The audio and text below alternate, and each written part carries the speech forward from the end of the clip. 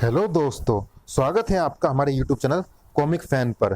दोस्तों, हम पढ़ रहे थे अमेजिंग फ्रेंड्स ऑफ नागराज में कॉमिक्स पंचनाग, जो कि दुर्दम्य सेना पंचनाग की एक सोलो कॉमिक्स है।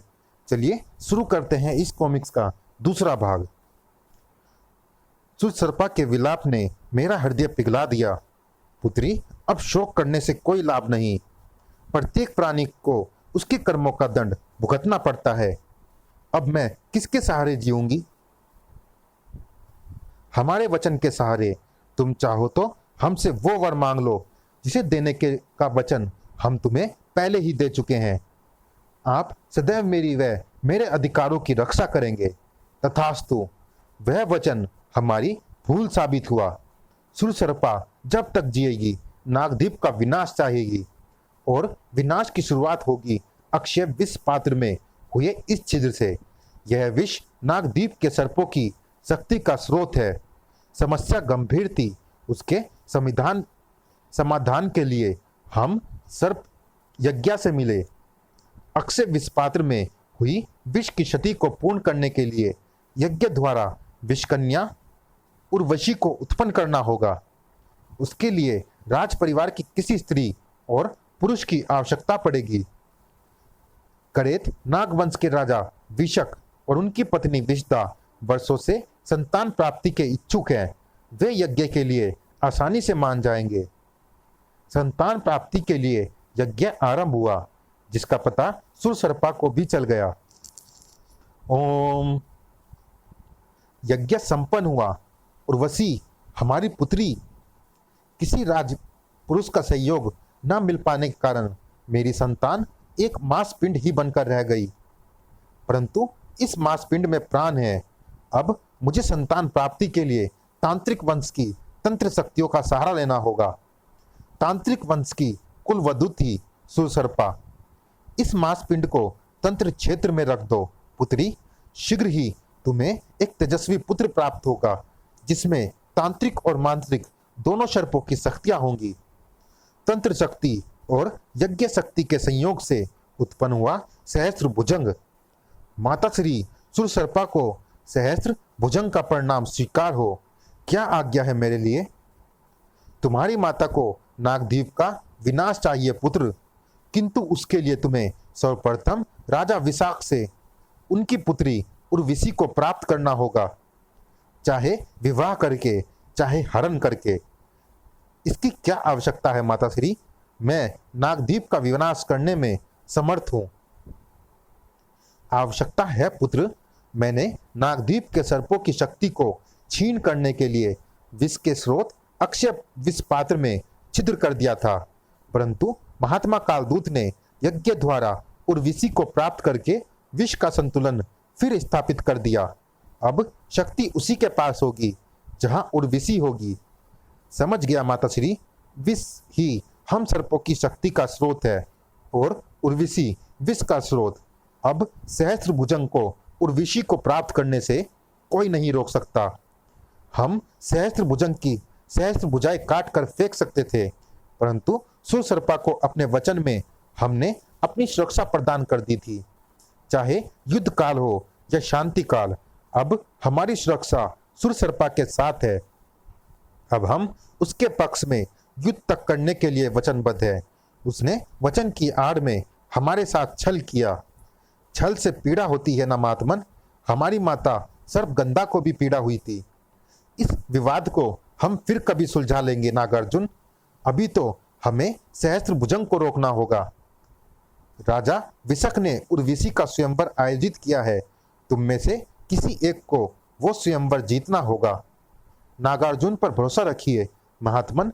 वो स्वयंवर मैं ही जीतूंगा, और हम नागार्जुन के मार्ग की हर बाधा को दूर कर डालेंगे। राजा विशक के राज्य में पहुंचे महात्मा कालदूत।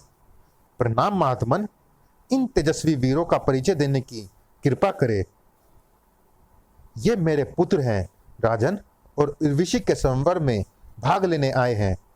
हे देवकालजयी, इन्हीं में से कोई उर्वशी का वरण करे। उसी समय ठहरो। स्त्री और भूमि उसी की होती है जिसकी भुजाओं में शक्ति हो। निसंदेह वीर पुरुष उर्वशी भी उसी का वरण करेगी जो अपनी वीरता को सिद्ध करेगा। अपना परिचय दो वीर। नागद्वीप की साम्राज्ञी सुरसर्पा का पुत्र और नागद्वीप का युवराज सहस्त्र भुजंग। ये तो स्वयं को नागद्वीप का युवराज घोषित कर रहा है। अपनी वीरता को सिद्ध करने का प्रथम अवसर मुझे दिया जाए, अन्यथा स्वयंवर की आवश्यकता ही नहीं रहेगी। ये भी सुरसर्पा और अपने भाइयों की तरह ही उद्दंड है। हमें तुम्हें प्रथम अवसर देने में कोई आपत्ति नहीं। स्वयंवर की शर्त थी एक ही बार शरसंधान में 100 मत्स्यों का भेदन। यदि ये मत्स्य 100 के स्थान पर सहस्त्र भी होती तो मैं उनका भेदन कर डालता। सहस्त्र भुजंग ने छोड़े 100 बाण, सक शक शक शक शक शक, परंतु लक्ष्य का भेदन एक बाण भी ना कर सका। ओहो, ये तो प्रतिबिंब था। लक्ष्य उस ओर है। सहस्त्र भुजंग लक्ष्य भेदन के लिए बुद्धि का प्रयोग भी आवश्यक होता है। नागार्जुन ने धनुष पर चढ़ाए 100 बाण और लक्ष्य का भेदन कर डाला। शक शक शक शक शक शक, जय जयकार से गूंज उठा पूरा राजमहल। नागार्जुन की जय हो जय हो जय हो। इससे पहले कि उर्वशी वरमाला नागार्जुन के ग्रीवा में डालती, ठहरो, मैं केवल एक बाण से उन 100 मत्स्यों का भेदन कर सकता हूं जो नागार्जुन ने 100 बाणों से किया है। अपना परिचय दो। मुझे नागकर्ण कहते हैं और मेरा परिचय मेरे बाण देंगे, और यदि नागकर्ण को अवसर ना दिया गया तो मेरे बाण भी इसके बाणों का साथ देंगे। युद्ध की स्थिति को टालने के लिए राजा विशक नागकर्ण को एक अवसर देना चाहते थे, परंतु इसके लिए महात्मा कालदूत की आज्ञा आवश्यक थी।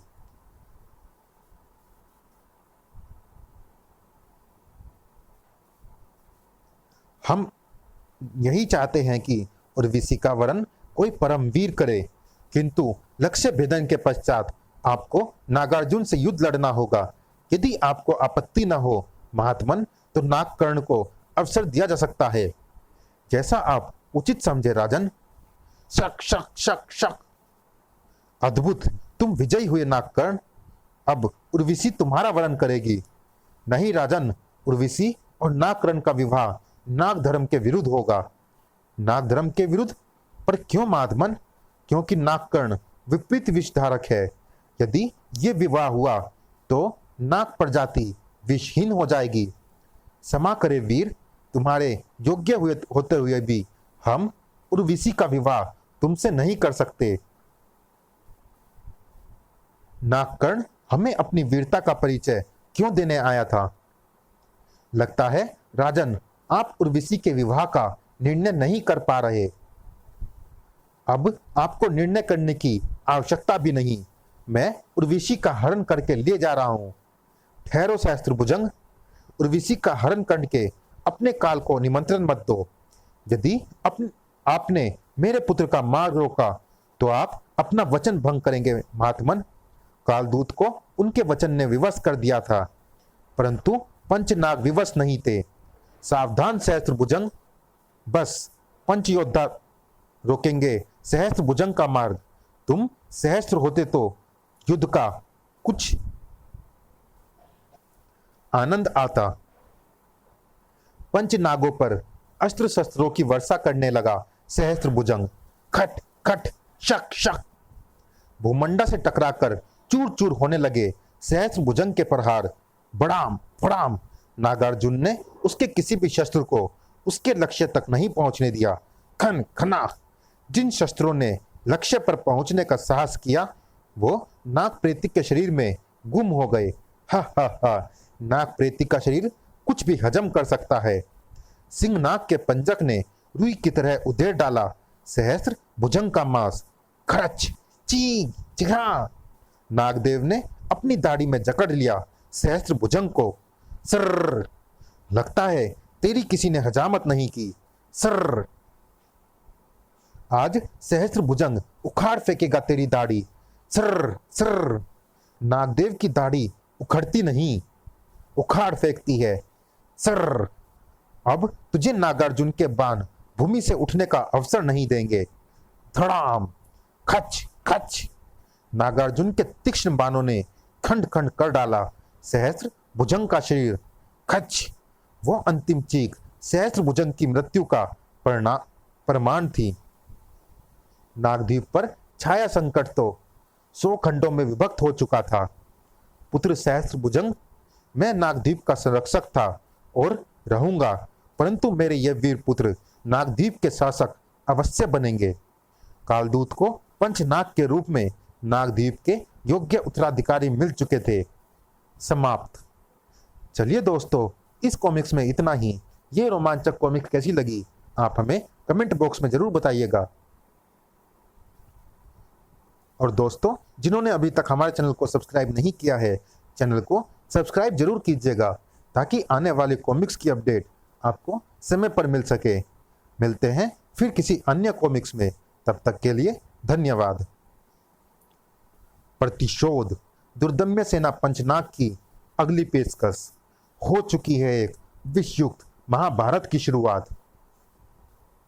Will be uploaded soon on our channel.